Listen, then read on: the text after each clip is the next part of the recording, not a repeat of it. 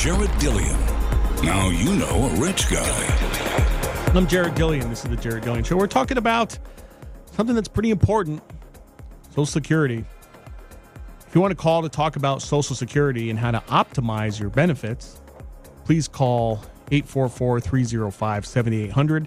That's 844-305-7800. This is the Jared Dillian Show. You can also go to my website, which is jareddillianmoney.com, where we have a handful of products that are really good for, we have the Bond Masterclass, for instance, where you can learn about bonds for not a lot of money. In order to get this kind of knowledge about bonds in the bond market, you would have to take a college class and you would spend $3,000. The Bond Masterclass is much cheaper, so please check that out. I wrote the Bond Masterclass myself, and I did have a little help. You can also follow me on Twitter at DailyDirtNap. And a lot of people say that Social Security is not going to be around. It's going to go bankrupt. It's going to disappear, which is nope, not going to happen. Not going to happen, not going to happen, not going to happen. By the way, Elizabeth Warren is like, she's campaigning. I've never heard of this before. This is kind of tells you where we are. She's campaigning on increasing Social Security benefits. Does anybody know that we're like the government is broke? By the way, like just a couple weeks ago, we passed $1 trillion in deficits for this year, and this is peacetime. There's no war, and we have $1 trillion in deficits. No war, no depression. Not only that, unemployment is at 3.5%, and we're at $1 trillion in deficits. I mean, does anybody realize how insane this is? Every day when I walk up, I wake up, I drive into work, and I get on the computer, and like I get on Twitter, I get on the news, and I'm like, I can't believe how insane all of this is. And I did not have that feeling 20 years ago. I did not. I mean, I remember, like, I got indignant about, like, one thing in the late 90s. Lou Dobbs has been on the, the protectionism thing for a really long time, and he was squawking about that in 1999. I'm like, this guy. I'm like, anyway, so Social Security is not going to go bankrupt. Everybody's going to get paid benefits. It's all going to be okay. We're just going to go into massive amounts of debt. We're going to have huge amounts of debt. Huge amounts of debt. Yes. And so we'll talk about that's more of an economic discussion if you want to talk about what that means if we do that. But I talked about how you pay payroll taxes, which goes directly into government revenues, and that pays out the benefits. And there is no lockbox. There's no trust fund. It's literally just money in, money out. And by the way, other countries do it better than we do. Now, I will tell you one country that does it right. A lot of countries have most of Europe has, just public pensions like we do with Social Security. In Canada, it's private. It's private. They have something called CPPIB, Canadian Pension Plan Investment Board, which is a private firm which manages people's Social Security and invests it. And it's a very sophisticated investment firm. They invest in private equity. They invest in venture capital. They invest in stocks and bonds. I know people who work at CPP, and these are like really, really sharp investment people, and they're compensated handsomely. And the private sector manages their pensions. Also, there's Ontario Teachers, which is a big pension plan for teachers, and there's Caisse de dépôt, which is a big pension plan for teachers in Quebec. So it's all privatized. Canada does some things bad. The healthcare is bad. Heaven forbid you tear your ACL, you'll be waiting 6 months for an MRI. Get in line. But their pensions are really good. Now, the only way this goes wrong, and inevitably it will go wrong, is one day they will start putting up crappy returns, and there will be pressure to nationalize CPP and Ontario Teachers and Caisse de dépôt and stuff like that. But yeah, Canada does it right. They absolutely do. We do not. And I talked about how Europe is, they were marching in the streets when they were raising retirement ages. We are going to raise the retirement age here. We're going to raise the retirement. I mean, look, that's what we should. I shouldn't say it's not a normative statement. We should raise the retirement age to 70, but we will probably keep it at 66 for full retirement. Let's talk about when you should take Social Security. Let's talk about this.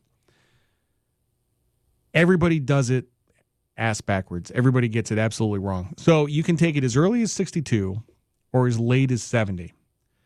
As early as 62 or as late as 70. Now, if I asked you, what percentage of people take it at age 62, what would you say? What percentage of people take it at age 62? What would you say? 50%. 50% take it at age 62. Okay. What percentage of people take it at age 70? 2%. Now, you do realize that you get almost twice as much money if you take it at age 70 than if you take it at age 62. You do realize this, right? And it's so bad. I know lots of, I don't want to say old people, but people in retirement who have screwed this up. And they took Social Security at age 62, and they don't have a lot of other income to support it, and they're basically just leading this, existence of subsistence on these meager Social Security payouts because they took it at age 62. And then they live a really, really long time. They live much longer than they thought. Like I said, if you wait until age 70, you almost get twice as much money. So Social Security makes a lot of money off of this. Like if everybody waited till age 70, I mean, they blow up Social Security. They'd absolutely blow it up because the life expectancy is 86, so they'd have to pay full benefits for 16 years on average. It's really insane. It's really insane. By the way, the break even is 74. Okay. So a lot of people say, all right, I'm going to take it at age 62 because I'm going to die. I'm not going to live much longer. I'm going to live like a couple more years. So I might as well get some benefits while I can. This is the logic that people have. It's not only is it like pessimistic and dour, it's really screwed up. Like it's mathematically screwed up. So, and the other thing is that, okay, so if you don't take Social Security and you die, you're not going to be sorry because you're dead. So I don't get it. So why do people take it at age 62? Well, number one is they're sick of working and they just want to quit working and they want to retire. And I'd like to say that I understand that, but I don't. I like to work. I'm 45 years old. I really hate to think that I only have 17 years of work left. That's not that long.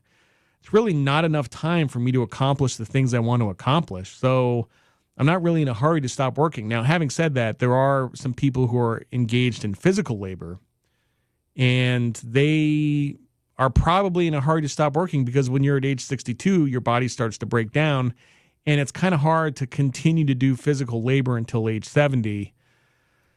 So they want to retire.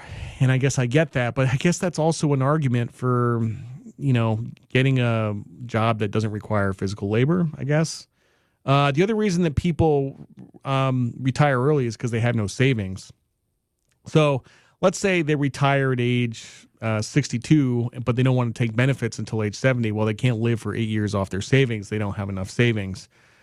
So they have to take benefits early. And like I said, the number one reason that people take Social Security early is that they think they are going to die. They think they're going to die, which it's weird. It's weird how pessimistic people are, especially considering the math. The math says you're going to live to age 86 and possibly longer. So when you're 62 years old and you're like, oh, I'm only going to live a couple more years, sure, okay, you might die, but like so screwed up. So screwed up. People are so healthy nowadays. People are so healthy. By the way, you know why everybody drops dead before 62?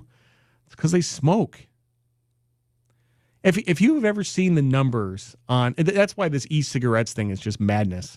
Because, people, like 26 people have died because of vaping. You know how many people die because of smoking?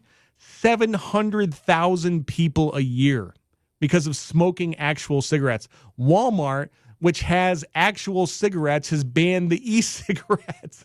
I mean, it's crazy. Like I said, we're living in like crazy town. So they take it at age 62 and they don't get a lot of money. You could take it at age 62 and live to be 102 and get, which is basically like half a lifetime, and just be getting these teeny tiny Social Security benefits. You have to wait until age 70. That's another reason to save. Save so you have something to live on for 8 years until you get to age 70. You have to wait until age 70. Anyway, back to the original discussion. Social Security, is it going to be around? Nobody's going to let this die. We'll just go deeper into debt and deal with those financial consequences, but we won't deal with the consequences of getting rid of Social Security. Like I said, Elizabeth Warren is talking about raising benefits So a lot of people say Social Security is going to go bankrupt. Not a chance. What's going to happen is this is the Stephanie Kelton, this is the Bernie Sanders argument. The Federal Reserve, is just going to be asked politely to print lots and lots of money to finance government expenditures, including entitlements. So you will be getting paid Social Security benefits with printed money from the Fed. And that will probably create lots of inflation, which is not going to be too fun when you're on a fixed income. I'm Jared Dillian. This is the Jared Dillian Show.